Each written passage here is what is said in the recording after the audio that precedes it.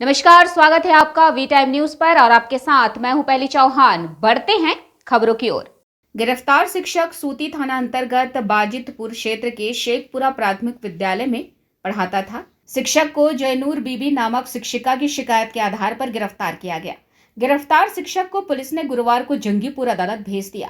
सेवानिवृत्त शिक्षिका के 2 बेटों को नौकरी और भारत रत्न दिलाने का वादा कर 44 लाख रुपए हड़पे मोहम्मद हसनुज्जमा नामक एक शिक्षक को सूती में गिरफ्तार किया गया।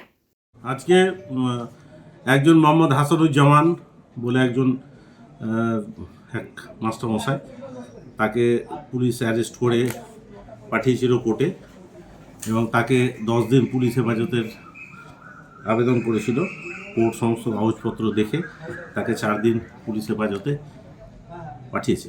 কি কি অভিযোগ ছিল এবং এই যে যাকে পাঠিয়েছে সে বিভিন্ন রকম লোকের কাছ থেকে যেমন একজন যে কমপ্লেন করেছে জয়নুর বিবি, তার ছেলে মেয়েদেরকে চাকরি করে দিবে, রেশন ডিলারশিপ করে দিবে এবং বিভিন্ন রকম পুরস্কার পাইয়ে দিবে, পদ্মশ্রী, শান্তিনিকেতন পদক, নাট্য একাডেমি পদক, বিভিন্ন রকমভাবে বিভিন্ন সময়ে তার কাছ থেকে টাকা নিত এবং আরও বিভিন্ন লোকের কাছ থেকে বিভিন্ন রকম করেছে, তঞ্চকতা করেছে এবং তার জন্যে তাকে আজকে পুলিশ অ্যারেস্ট করে পাঠিয়েছে এবং কোর্ট সমস্ত বিবেচনা করে তাকে 4 দিন পুলিশ হেফাজতের আদেশ দিল।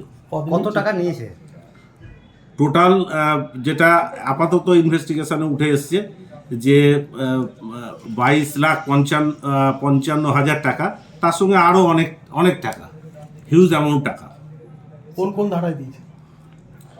একে দিয়েছে বিভিন্ন ধারায়, 316(2), 318(2), 318(4), 351(2). হ্যাঁ, 44 লক্ষ টাকারও অধিক ওই যে অভিযোগটা আসছে আর কি, সেটা কতটা সত্য? না, এটা এখনো তো কনক্লুশনে আসা যায়নি, এখন তো ইনভেস্টিগেশন চলছে। আফটার প্রডিউসিং দ্য ইনভেস্টিগেশন, সেটা তো এখন চলছে, ইনভেস্টিগেশন চলুক। এখন এর মধ্যে আরও কি সব আছে না আছে সব আসবে এখন তদন্তে। পুলিশ কতদিনের হেফাজতে চেয়েছিল? পুলিশ 10 দিনের হেফাজত চেয়েছিল, কোর্ট 4 দিন হেফাজত দিয়েছে, পুলিশ হেফাজত মঞ্জুর করেছে। वी टाइम न्यूज के लिए मुर्शिदाबाद से मिलन सरकार की रिपोर्ट।